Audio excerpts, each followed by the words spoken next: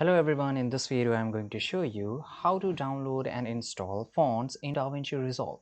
So if you're using this editing software, it's very easy to do it. So first of all, you have to just go to Google and search for DaFont. DaFont is a website where majority of all the font is available and it is completely free.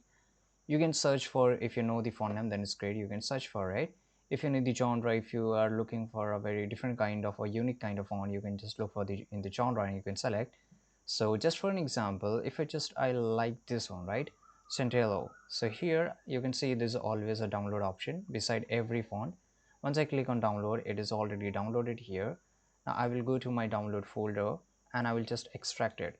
So right click on it and click on extract all, click on extract. Now here you can see it is extracted. Now here you will find Centello. Just double tap on it, click on install. Once you click on install, you have to just wait for a few seconds and it is already installed. Right now, when you just go to your DaVinci Resolve, first of all you have to close it completely, your editing software. Now just reopen your DaVinci Resolve and you can just go to a font section and you will able to find that font section very easily.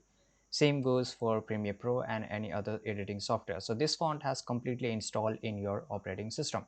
You can just use this font anywhere, everywhere you want in this operating system.